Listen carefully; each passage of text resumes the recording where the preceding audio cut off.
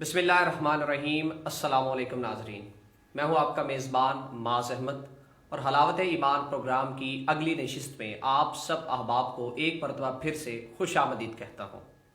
عزیزان محترم، آج کا ہمارا انتہائی اہم موضوع ہے، اور اس سے پہلے کہ آپ کو موضوع سے متعلق آگاہ کروں، میں بتانا چاہوں گا کہ ہمارے درمیان اس وقت موجود ہیں آج کے موضوع پر گفتگو کرنے کے لیے ناظم تعلیمات جامعۃ المدینہ گجرات جناب محترم مولانا فضل داد مدنی صاحب، اور میرے اس جانب موجود ہیں ناظم اعلیٰ جامعہ محمدیہ ڈونگا شریف، مدرس جامعۃ المدینہ گجرات جناب محترم مفتی میاں مبشر اقبال صاحب۔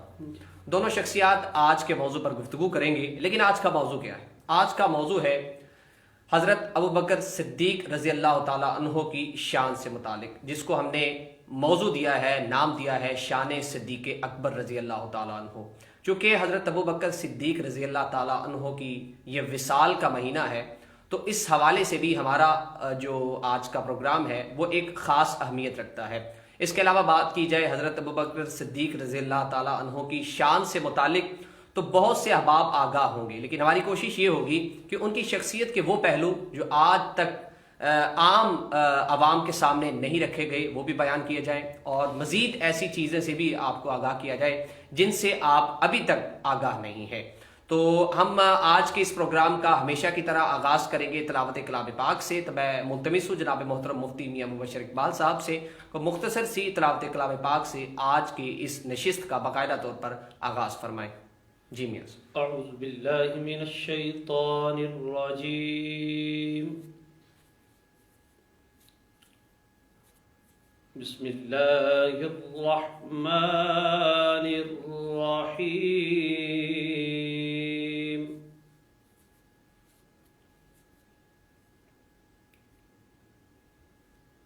انا اعطیناک الکوثر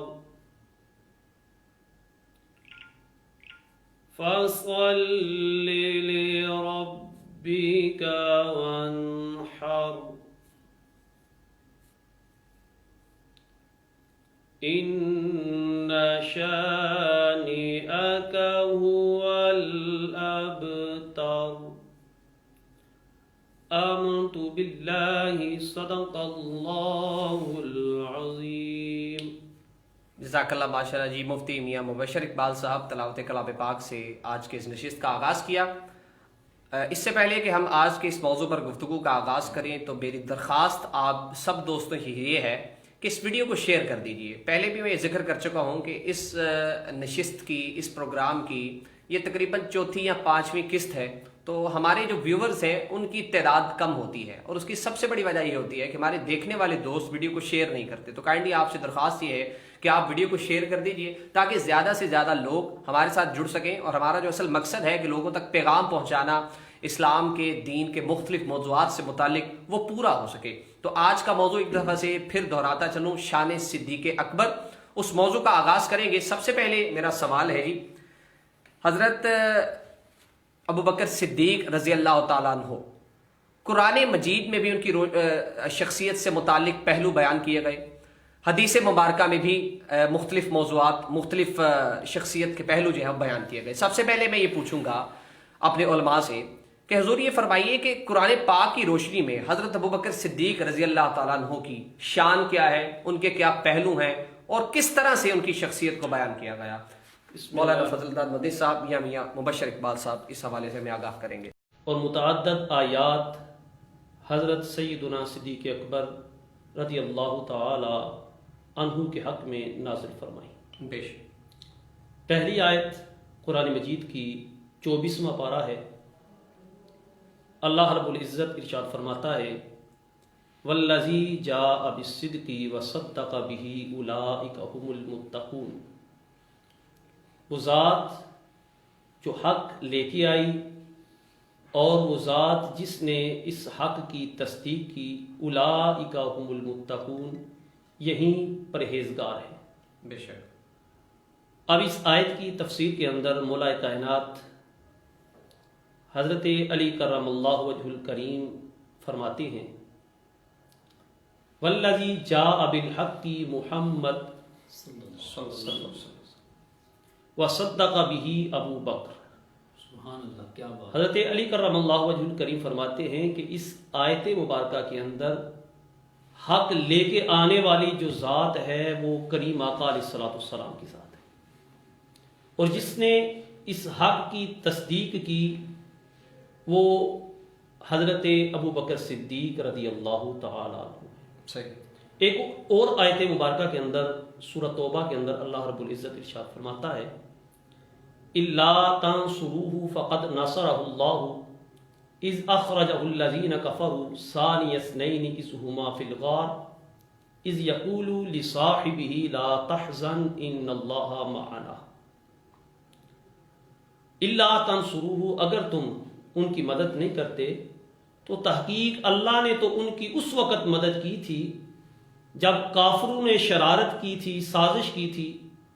ثانی اثنین اذ ہما فی الغار، جب ان دو میں سے دوسرا جب وہ دونوں غار میں تھے تو ایک نے دوسرے کو کہا لا تحزن، آپ غم زدہ نہ ہو، ان اللہ معنا، بے شک اللہ ہمارے ساتھ۔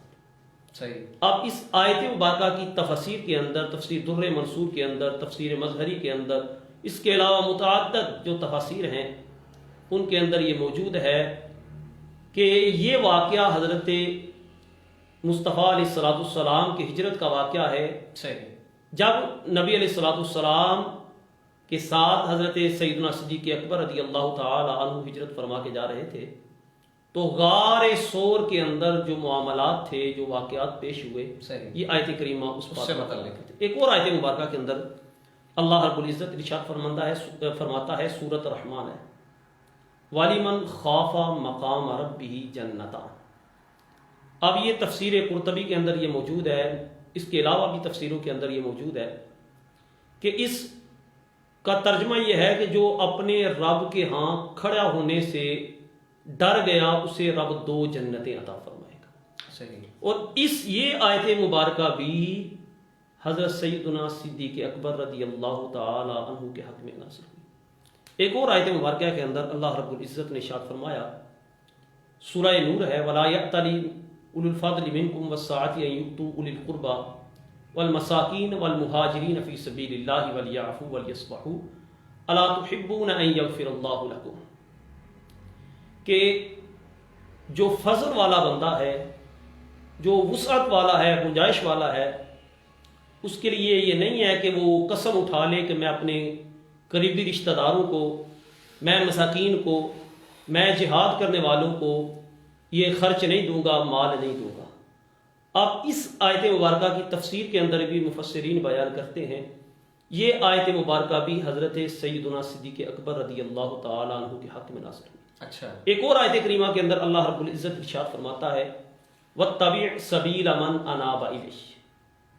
اس کا ترجمہ یہ ہے کہ رجوع کرنے والے کی، اللہ کی بارگاہ میں جو رجوع کرتا ہے، رجوع کرنے والے آدمی کے راستے کی طرف چل پڑو۔ اب مفسرین یہاں پر یہ بیان کرتے ہیں کہ اس بندے کے راستے کی طرف چل پڑو جو بندہ رب کی بارگاہ میں رجوع کرنے والا ہے۔ صحیح۔ اب اس سے مراد مفسرین بیان کرتے ہیں حضرت سیدنا صدیق اکبر رضی اللہ تعالیٰ عنہ کی ذات ہے، سبحان اللہ۔ اور حضرت سعد بن ابی وقاص، حضرت عثمان، حضرت طلحہ، حضرت عبد الرحمن بن عوف رضی اللہ تعالی عنہم، صحیح۔ یہ سارے حضرت ابو بکر صدیق رضی اللہ تعالی عنہ کی رہنمائی میں آپ نے ایمان قبول کیا، اس لیے یہ آیت کریمہ نازل ہوئی۔ ایک اور جگہ اللہ تبارک و تعالی ارشاد فرماتا ہے لا یستوی منکم من انفق من قبل الفتح وقاتل۔ اس آیت مبارکہ کے تحت بھی اللہ رب العزت نے یہ جو قرآن پاک کی یہ آیت اتاری ہے، مفسرین بیان کرتے ہیں یہ بھی حضرت سیدنا صدیق اکبر رضی اللہ تعالیٰ عنہ، یہ قرآن مجید کی یہ چند آیات میں نے پڑھی ہیں، اس کے علاوہ قرآن مجید کی متعدد آیات کے اندر حضرت سیدنا صدیق اکبر رضی اللہ تعالیٰ عنہ کی شان کے بارے میں یہ اتری ہیں، حق میں اتری ہیں۔ اب یہ جو آیات پڑھی ہیں ان کی تفسیر اگر پڑھیں، جس طرح ایک آیت مبارکہ ہے وَسَيُجَنَّبُهَا الْأَتْقَى الَّذِي يُؤْتِي مَالَهُ يَتَزَكَّى وَمَا لِأَحَدٍ عِندَهُ مِن نِعْمَةٍ تُجْزَى إِلَّا ابْتِغَاءَ وَجْهِ رَبِّهِ الْأَعْلَى وَلَسَوْفَ يَرْضَى۔ اب یہ آیت کریمہ جب یہ نازل ہوئی تو اس کے شان نزول کیا ہے، وہ حضرت صاحب آپ اس کے بارے میں شان نزول بڑا خوبصورت ہے اس کا. قرآن پاک کے اندر واسطہ یجنہ مقلدی یوتی مالا سکا. تو اس بارے میں جب حضرت سیدنا صدیق اکبر رضی اللہ تعالیٰ عنہ نے حضرت بلال حبشی رضی اللہ تعالیٰ عنہ کو خرید کر آزاد کیا تھا. صحیح. تو بہت مہنگا خریدا تھا. صحیح. تو یہ تھے بھی مہنگے لیکن کیونکہ کچھ لوگ ان کے ظاہر کو دیکھ کر انہوں نے حضرت ابو بکر صدیق پر نا ایک بات کی تھی کہ شاید ان کا کوئی ان پر احسان ہوگا. تو اس احسان کی وجہ سے ابو بکر صدیق نے اتنا بڑا کام کیا ہے کہ ہر صورت میں سیدنا بلال حبشی رضی اللہ تعالیٰ عنہ کو خریدا. صحیح. اس پر اللہ تبارک و تعالیٰ نے قرآن مجید کی آیت مبارکہ نازل فرمائی. ان کا اور کوئی مقصد نہیں, ان کا مقصد اللہ تعالیٰ کی رضا ہے. اللہ تعالیٰ کی رضا ہے. اور پھر علامہ صاحب ایک حضرت بلال حبشی نہیں ہے, کئی بلکہ اور بھی 7 غلام صحابہ آزاد ہیں کروائے جو مشہور ہیں صحابہ.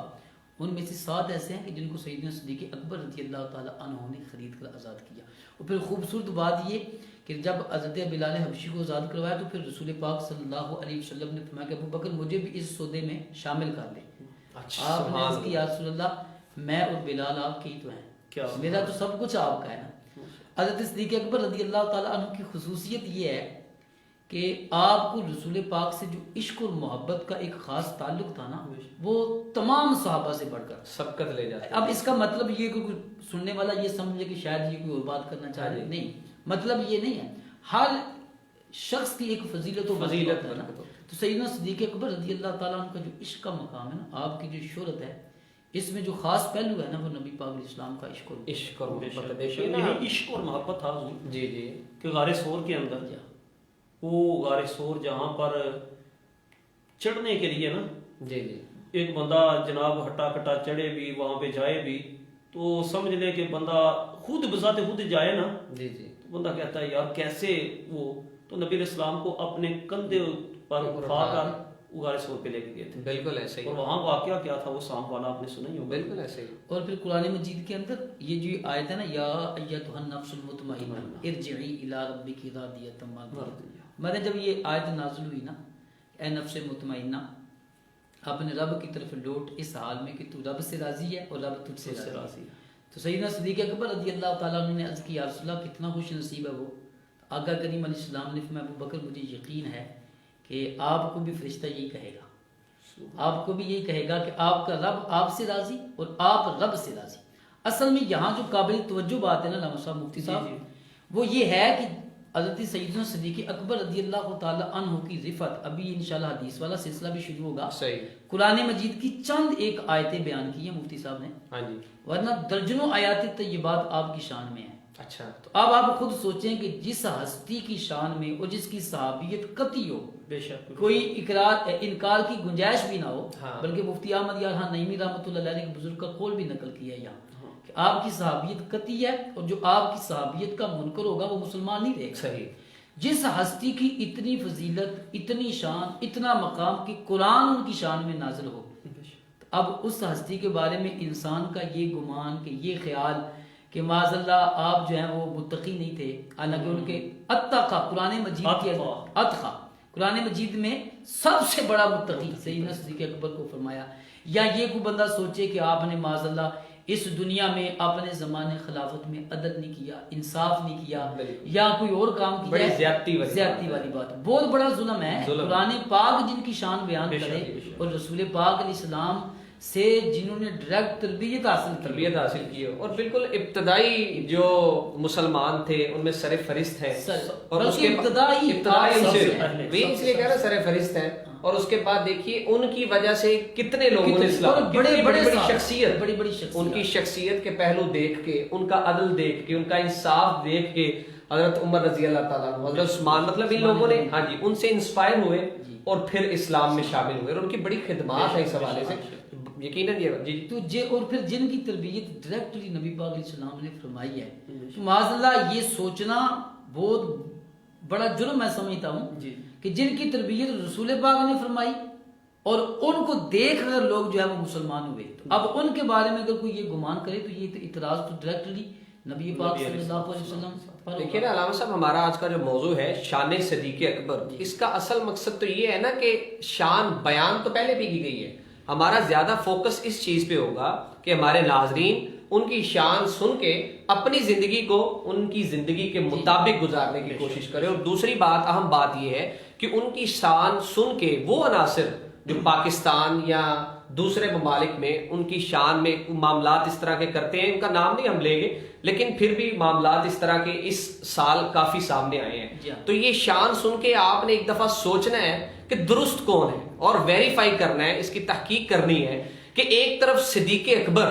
اور ان کا کیا مقام، اور ایک طرف وہ لوگ جو ان پر سوالات اٹھاتے ہیں. ابھی تو یہ حدیث کا جب سلسلہ ہوگا تو ہمارے ناظرین سن کر جو ہے حیران ہوں گے کہ رسول پاک علیہ السلام نے کیسے کیسے عظیم القابات حضرت سیدنا صدیق اکبر کے بارے میں جو جملے ارشاد فرمائے ہیں، انسان کی عقل دنگ رہ جاتی ہے کہ اتنی بڑی ہستی ہیں. لیکن مسئلہ یہاں کیونکہ کوئی اور ہے تو اس بنا پر بعض لوگ قرآن مجید کو بھی نظر انداز، ہمارے معاشرے کے اندر ایسے لوگ ہیں قرآن پاک کو بھی نظر انداز کرتے ہیں. نبی کریم علیہ السلام کی اقوال اور آپ کی حدیث مبارکہ کو بھی نظر انداز کر دیتے ہیں، حالانکہ مسلمان کی یہ شان نہیں ہے. بلکہ قرآن مجید کے اندر اللہ تبارک و تعالیٰ نے جیسے جب وہ آیت مبارکہ ہے نا کہ جب کافروں نے کہا دعویٰ کیا کہ ہم ابراہیم علیہ السلام کے دین پر ہیں، تو اس پر اللہ تبارک و تعالیٰ نے قرآن نازل فرمایا کہ ابراہیم علیہ السلام کے دین پر تو وہ ہے کہ جو ابراہیم کے دین کی زیادہ اتباع کرنے والا، اور وہ تو یہ رسول ہیں اور مومنین ہیں. تو نبی کریم صلی اللہ علیہ وسلم یا سیدنا مولا کائنات علی المرتضیٰ شیر خدا رضی اللہ تعالیٰ عنہ کے طریقے پر تو وہ ہوگا جو ان کی پیروی کرے گا، یعنی سیدنا صدیق اکبر رضی اللہ تعالیٰ عنہ سے محبت کرے گا. بلکہ رسول پاک کا ایک فرمان، ویسے تو انشاءاللہ حدیث میں بیان کریں گے، نبی کریم علیہ السلام نے فرمایا، مجمع الزوائد کی روایت ہے کہ میری امت پر یہ واجب ہے کہ وہ صدیق اکبر سے محبت کرے. ماشاءاللہ، سبحان اللہ. دیکھیے ناظرین، یہ آج کا ہمارا موضوع اس لیے اہم ہے کہ ایک ایسی شخصیت کو ہم ڈسکس کر رہے ہیں جو بالکل سب سے پہلے مسلمان ہوئے، نبی پاک صلی اللہ علیہ وسلم کے قریب ترین ساتھیوں میں، محبوب ترین ساتھیوں میں شامل تھے، جنہوں نے نبی پاک صلی اللہ علیہ وسلم کے وصال کے فوراً بعد خلافت سنبھالی. اور اسلام پر اس وقت ایک بڑا کڑا وقت تھا، بڑا مشکل وقت تھا، اور اس وقت میں انہوں نے اسلام کو ایک نیا رخ دیا، اور پھر اسلام اگلے دوروں میں، اگلے ادوار میں مختلف جگہوں پہ پھیلا، اسلام پھیلا.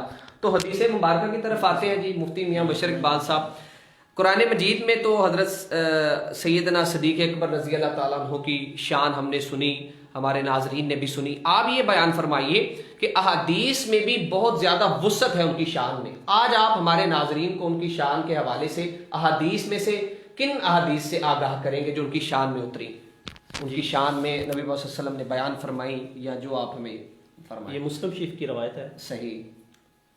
نبی علیہ السلام کے پیارے صحابی حضرت ابو ہریرہ رضی اللہ تعالی عنہ اس حدیث کے راوی ہیں. نبی علیہ السلام نے فرمایا، من اصبح منکم اليوم الصائم، اے صحابہ تم میں آج کون روزے دار ہے؟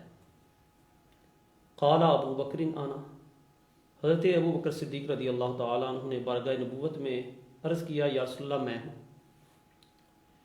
پھر نبی علیہ السلام نے فرمایا، من اتبع منکم اليوم جنازہ، تم میں آج کے دن کون سا بندہ ہے جو جنازہ جس نے پڑھا ہے، ادا کیا ہے؟ صحیح.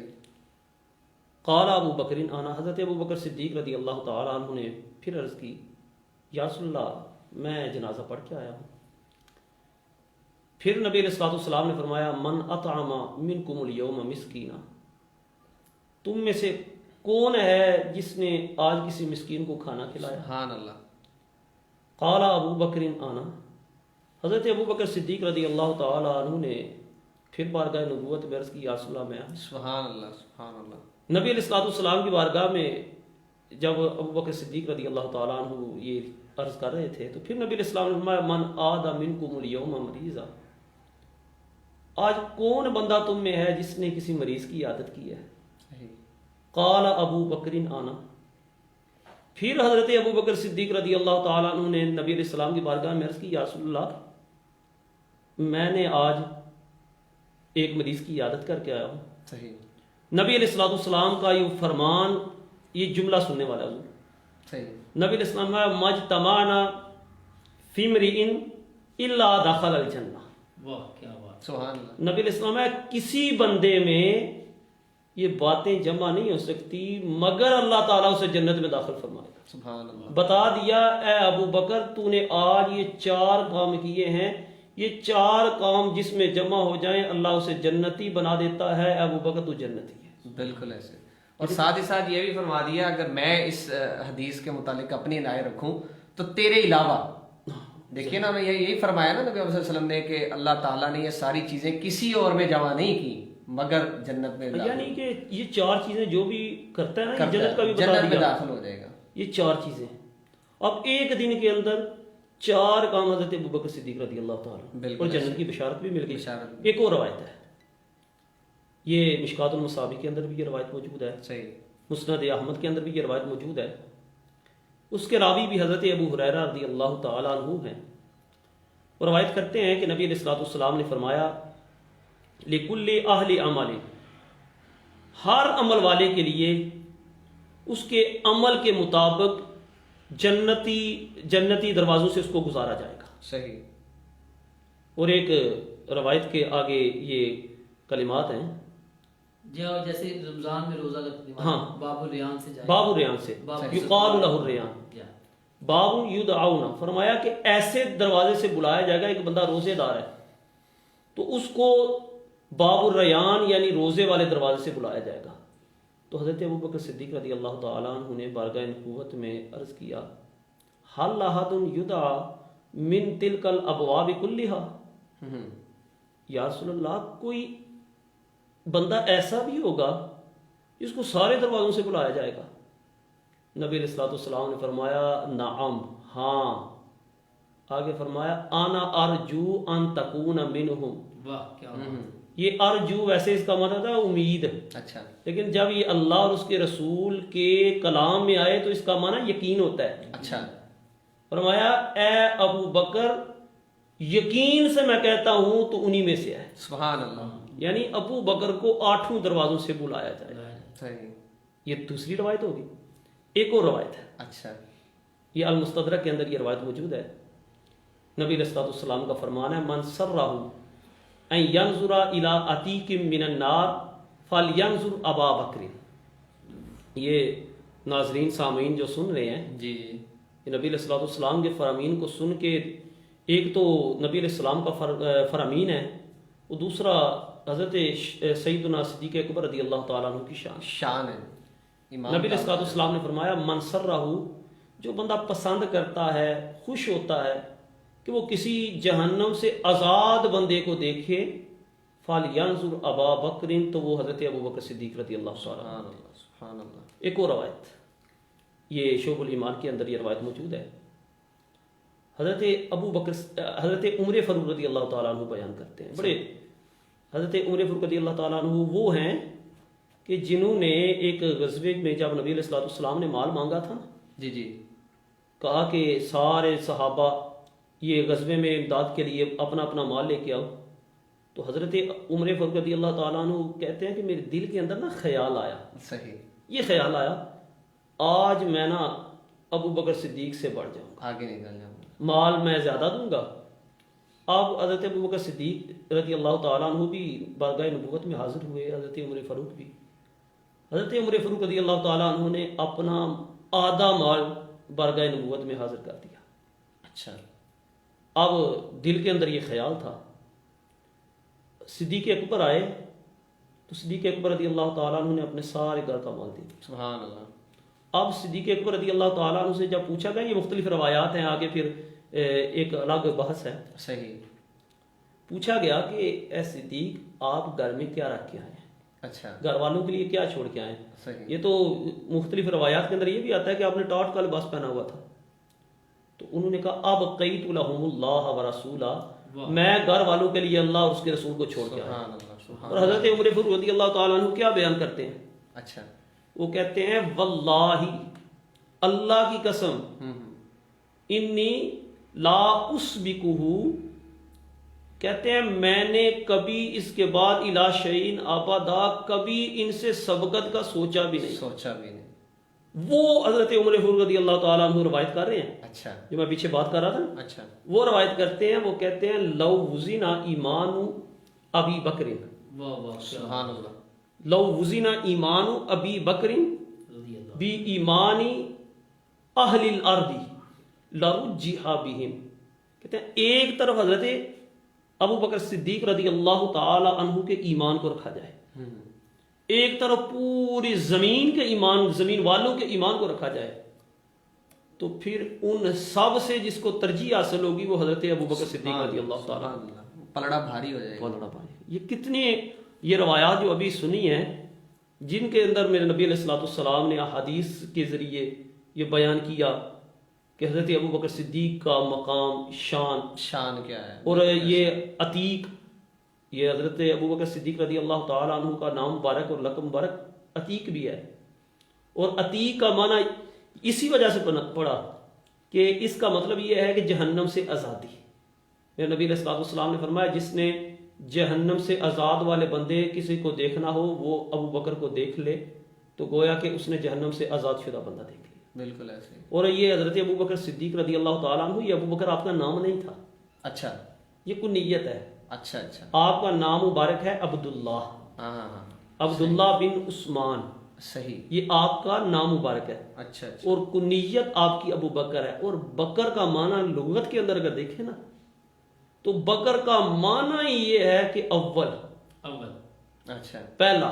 ہوں، ابو کا معنی والا، عربی کے اندر یہ ابو دو تین معنوں میں آتا ہے، ایک والا کے معنی میں آتا ہے جس طرح ابو ہریرہ، ہاں، اور ایک باپ کے معنی میں آتا ہے۔ اچھا، یہ حضرت ابو بکر صدیق رضی اللہ تعالی عنہ کیا، حرام سے مسجد اقصیٰ گیا، کفار کہنے لگے یہ کون بات مانے گا، اچھا، یہ تو عقل میں آنے والی بات نہیں ہے، تو حضرت ابو بکر صدیق رضی اللہ تعالیٰ عنہ سب سے پہلے تصدیق کی تھی، اس وجہ سے اس وجہ سے صدیق اکبر، صدیق کا لگا، بہت زیادہ سچا ہے، یہ مبالغہ کا صیغہ اچھا، ہے، صحیح، ٹھیک ہے، صحیح، اس کا معنی ہے بہت زیادہ سچ بولنے والا، اچھا، یعنی احادیث کے اندر یہ نبی علیہ الصلوۃ والسلام کے پیارے صحابی حضرت سیدنا صدیق اکبر رضی اللہ تعالیٰ عنہ بلکہ کی، قرآن پاک میں اللہ نے جا بالصدق، وہ جو میں نے سب سے پہلے بیان کیا ہے، سچی حقیقت لقب ہے، اور مولا کائنات نے، اچھا، یہ جو میں نے پہلے سب سے پہلے حضرت مولا کائنات علی المرتضیٰ کرم اللہ وجہ الکریم صحیح، ان کا فرمان نقل کیا ہے، صحیح، انہوں نے فرمایا کہ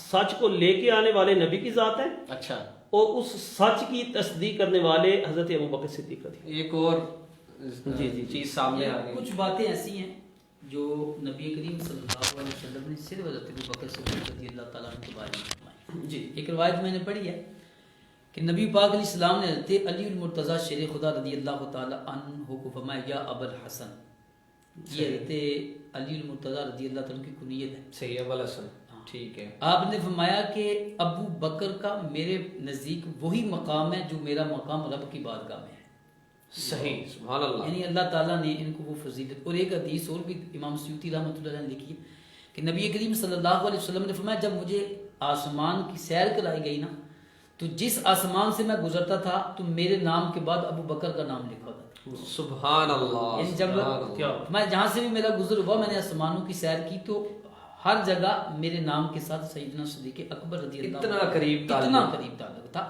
اور پھر مولا کائنات رضی اللہ تعالیٰ عنہ کو جو خطاب فرمایا تو پوری امت اور خود حضرت علی المرتضیٰ شیر خدا کرم اللہ تعالی وجہ الکریم نے بھی اس بات کو سماعت کیا، اور نبی پاک علیہ السلام نے ساری امت کو بتایا کہ صدیق اکبر کوئی عام نہیں ہے، ہر صحابی تو سارے ہی خاص ہے نا، ہاں جی، بلکہ ایک حدیث بھی یہ کہ رسول اللہ صلی اللہ علیہ وسلم نے فرمایا کہ اللہ تعالیٰ قیامت کے دن تمام لوگوں پر عام تجلی ڈالے گا، ابو بکر اللہ تعالیٰ آپ پر خاص تجلی ڈالے گا، سبحان اللہ، سبحان اللہ، اور پھر ایک حدیث اور بھی ایمان فروز ہے کہ نبی کریم صلی اللہ علیہ وسلم نے فرمایا اس زمین پر جس نے بھی مجھ پہ احسان کیا میں نے ہر شخص کو اس کے احسان کا بدلہ دے دیا، لیکن ابو بکر وہ ہیں جن کا احسان کا بدلہ میں نہیں، اللہ تعالیٰ قیامت کے دن عطا فرمائے گا، سبحان اللہ، یعنی جس ہستی کا اتنا مقام ہو رسول پاک علیہ السلام تو دے سکتے ہیں نا، بالکل، یہ تو نہیں ہم کہہ سکتے نا کہ آپ نہیں دے سکتے، لیکن آپ کی فضیلت اور مرتبہ بیان کیا، فرمایا ان کے جو احسانات ہیں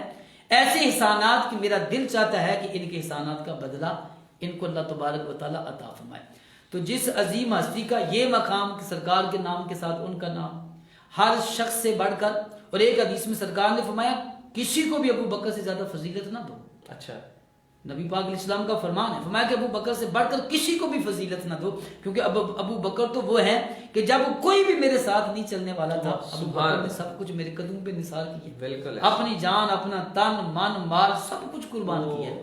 آپ کی بات سے نا ایک حضرت ابو بکر صدیق رضی اللہ تعالیٰ عنہ کے والد محترم، اس وقت انہوں نے اسلام قبول نہیں کیا تھا، صحیح، ابو قحافہ، صحیح، اب انہوں نے اسلام قبول نہیں کیا تھا، تو ایک مرتبہ جب حضرت ابو بکر صدیق گھر میں گئے تو انہوں نے نبی علیہ الصلوۃ والسلام کی ذات کے بارے میں کوئی ایسا جملہ بول دیا حضرت ابو بکر صدیق کے والد محترم نے۔ اب حضرت ابو بکر صدیق رضی اللہ تعالیٰ عنہ پاس تھے، فسقہ ابو بکر سیکارا، حضرت ابو بکر صدیق رضی اللہ تعالیٰ عنہ نے اپنے والد محترم کے جو چہرے پہ تھپڑ مار دیا۔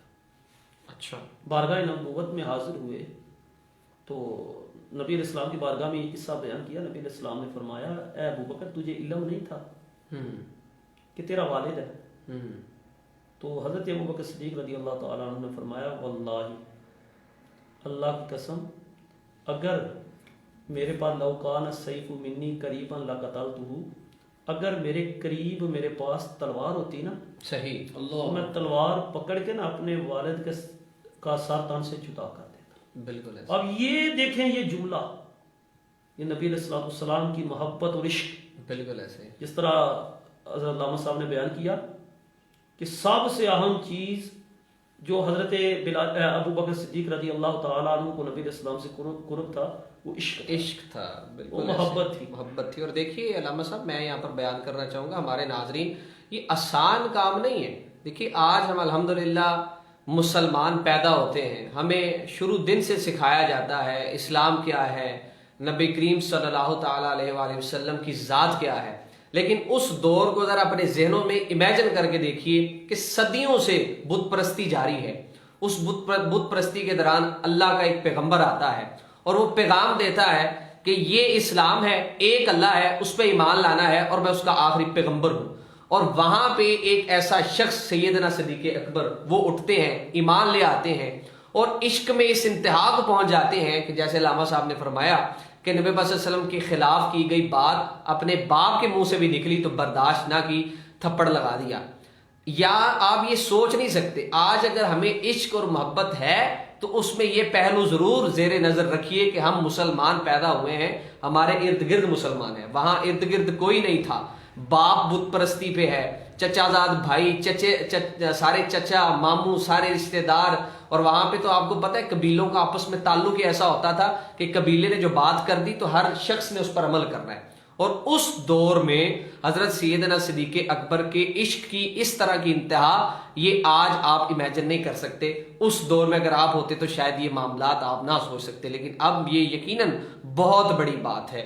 کیونکہ میں ذاتی طور پہ کوئی دین کا طالب علم تو نہیں، علماء کرام کے درمیان موجود رہ کے تھوڑا بہت علم ملتا رہتا ہے، تو میں یقین جانی ہوں آج خود یہ باتیں سن کر بڑا حیران ہوا ہوں حضرت سیدنا صدیق اکبر کی شخصیت سے متعلق کہ اگر عشق ہو تو ایسا ہو ورنہ نہ ہی ہو۔ ٹھیک ہے جی، تو میرے خیال سے ہمارے وقت کا پروگرام کا وقت تقریباً ختم ہو رہا ہے، لیکن آخری سوال، جی اچھا کریں، ٹھیک، آخری سوال صرف یہ ہے کہ خصوصیات ڈسکس کافی ہو چکی ہیں، تو چند اگر خصوصیات سیدنا صدیق اکبر کی ذات سے متعلق اگر بیان فرمانا چاہیں آپ علامہ صاحب۔ سیدنا صدیق اکبر رضی اللہ تعالیٰ عنہ کی خصوصیات تو بہت ساری ہیں، اور خصوصیت کا مطلب یہ ہوتا ہے کہ جو ایک ذات میں ہے تو اس کے علاوہ کسی میں نہ ہو۔ صحابہ میں جب ہم ان خصوصیات کی بات کریں گے تو اس کا مطلب یہ ہوگا کہ یہ وہ چیزیں سیدنا صدیق اکبر کی ذات بڑی اچھی بات، آپ کے علاوہ کسی اور میں، ٹھیک ہے۔ تو سب سے پہلی خصوصیت تو آپ کی یہ کہ آپ سب سے پہلے مومن ہیں۔ نبی کریم صلی اللہ علیہ وسلم پر سب سے پہلے ایمان لایا، سب سے پہلے مدینہ طیبہ میں سرکار کے ساتھ ہجرت کرنے والا، سبحان اللہ، سبحان اللہ۔ اور اسی کے ساتھ آپ کی خصوصیت یہ کہ آپ کی فیملی میں کئی پشتے مسلمان ہیں، آپ کے والد مسلمان، آپ کے بیٹے بیٹیاں مسلمان، پوتے پوتیاں مسلمان، اور پھر یہ صحابی، یہ سب سے اہم بات کہ والد صحابی، خود صحابی، بیٹے صحابی، پوتے صحابی، بیٹیاں صحابی، صحابیات، اور پوتے بھی صحابی اور پوتیاں بھی صحابی، یعنی یہ حضرت سیدنا صدیق اکبر رضی اللہ تعالیٰ عنہ کی یہ بھی خصوصیت ہے۔ اور پھر نبی کریم صلی اللہ علیہ وسلم کے ساتھ 47 سال آپ نے گزارے ہیں، سبحان نبی پاک علیہ السلام کے ساتھ، تو میں تو لمبا عرصہ اور پھر بات یہ ہے کہ اگر ہم فضیلت کی بات کریں تو ساری زندگی یعنی اعلان نبوت سے لے کر اب تک بلکہ قیامت تک نبی پاک علیہ السلام کے ساتھ دنیا میں بھی اور اب مزار انوار میں بھی، اور پھر نبی کریم علیہ السلام کی جو حدیث ہے قیامت کے دن فرمایا دونوں صحابہ کے ہاتھ پکڑ کر سیدنا عمر فاروق اور سیدنا حضرت ابوبکر صدیق کا فرمایا کہ ہم قیامت کے دن یوں اٹھیں گے، یعنی دونوں میرے ساتھ ہوں گے۔ یہ بھی آپ کی وہ خصوصیت ہے، حدیث کی تصدیق بھی ہوگی کہ دونوں احباب کی صحابہ قبر مبارک ساتھ، یعنی آپ دنیا میں بھی اور پھر نبی کریم علیہ السلام کی حیات ظاہری میں آپ نے 17 نمازیں سرکار کے مصلی پر کھڑے ہو کر پڑھائی۔ سبحان اللہ، کسی کو یہ خصوصیت نہیں ملی کہ سبحان نبی کریم اللہ، علیہ کیا السلام بات کی ہے، حیات ظاہری میں کہ 17 نمازیں سیدنا صدیق اکبر رضی اللہ تعالی عنہ نے نبی پاک علیہ السلام کے زمانے میں آپ کی حیات ظاہری میں مسجد نبوی کے اندر ادا کی، اور سب سے پہلے نماز پڑھنے والے رسول پاک کے ساتھ صدیق اکبر ہے، سبحان اللہ، سب سے پہلے، سبحان اللہ، اور سب سے پہلا خطبہ مسجد حرام میں دینے والے صدیق اکبر ہے، سبحان اللہ۔ سب سے پہلا خطبہ جو دیا تھا نا سیدنا، جس خطبے کے بعد پھر آپ کی جو کیفیت ہوئی تھی، نبی پاک علیہ السلام کی نبوت کا اعلان کیا، اور آپ نے وہ سب سے پہلا خطبہ امیر المومنین حضرت سیدنا صدیق اکبر رضی اللہ تعالی عنہ نے دی ہے آج۔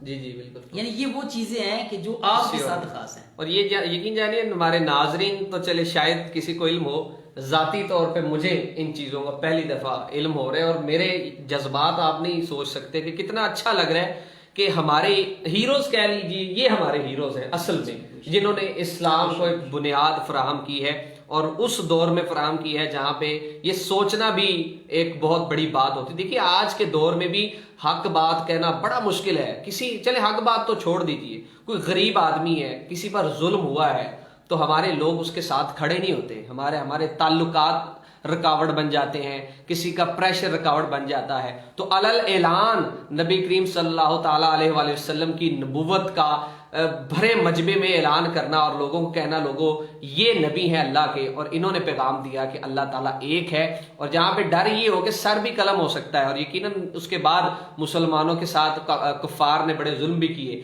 یعنی اس دور میں نبی پاک صلی اللہ علیہ وسلم کا اس طرح بھرپور ساتھ دینا اور سب سے پہلے ایمان لے آنا۔ بہت سے صحابہ کرام ایسے ہیں جو بعد میں اسلام لے کے نبی پاک صلی اللہ علیہ وسلم کے خلاف جنگیں بھی کئی نے لڑی ہوئی ہیں، صدیق اکبر کے خلاف بھی کی، لیکن سب سے پہلے اسلام لانا اور پھر اس پہ ڈٹ جانا، اور اس کے بعد اپنی شخصیت سے اپنا لوہا منوانا کہ آپ کا ذکر قرآن مجید میں بھی مختلف آیات میں آئے، آپ کی شان احادیث سے بھی سامنے آئے۔ یقین جانیے آج کا یہ پروگرام جو ہے بہترین پروگرام تھا، اور اجازت چاہوں گا جی۔ یہ ماشاءاللہ ہمارے جو ناظرین ہیں بڑی دور سے جو ہے ہمارا پروگرام جو ہے وہ سن رہے ہیں، ہمارے بہت پیارے دوست اور علامہ نصیر احمد نورانی صاحب بھی ملاحظہ فرما رہے ہیں، سبحان اللہ، اور شہزاد ڈوگا صاحب ہمارے بڑے پیارے بھائی یہ بھی دیکھ رہے ہیں، اسی طرح سجاد حسین صاحب ہیں، سجاد علی شان صاحب ہیں، محترم تنویر بھائی ہیں، جمال صاحب ہیں، قاری سعید صاحب ہیں، محترم کاسف صاحب ہیں، چاند بھائی ہیں، یعنی یہ تمام ہمارے دوست ہیں جو ہمارے اس کاروان کا حصہ ہیں۔ ہمارے ایک بھائی ہیں نعیم بھائی، ساؤتھ افریقہ سے ہمارا پروگرام سبحان اللہ، سبحان اللہ۔ یہ ہمارے ادھر سراہان ہیں عامر بھائی، اچھا، وہ بھی ہر مرتبہ یہ پروگرام بڑی چاہت سے دیکھتے ہیں۔ آپ کے ریویوز ہم تک پہنچتے رہتے ہیں، آپ کے جو کمنٹس ہیں ہم تک پہنچتے رہتے ہیں، اور اسی وجہ سے ہمارا اگلے ہفتے پروگرام کرنے کا دل کرتا ہے۔ اگر آپ دیکھتے رہیں گے تو ہم پروگرام کرتے رہیں گے، اور کوشش کیجئے ان باتوں پر عمل کیجئے، اور انشاءاللہ آئندہ جو ہمارا پروگرام اس سے بھی زیادہ اسی موضوع پر اہم ہوگا۔ سبحان اللہ جی، بالکل یہ بات تو واضح ہے کہ جس طرح کی آپ کی شخصیت ہے، اس شخصیت کو ایک ہی پروگرام کے اندر بیان کرنا یہ ناممکن ہے، تو لہذا حضرت سیدنا صدیق اکبر رضی اللہ تعالیٰ عنہ سے متعلق ایک اور نشست کا اہتمام کیا جائے گا۔ آپ کی خلافت اور دیگر آپ کے جو پہلو ہیں اس پر، اہل بیت کا آپ سے محبت، تعلق، حضرت علی کرم، یعنی آج کل یہ جو سسٹم ہے نا جی جو آج کے دور کے مدد، لیکن یہ فتنہ بڑا علامہ ہم صاحب سنیں کہ مولا کائنات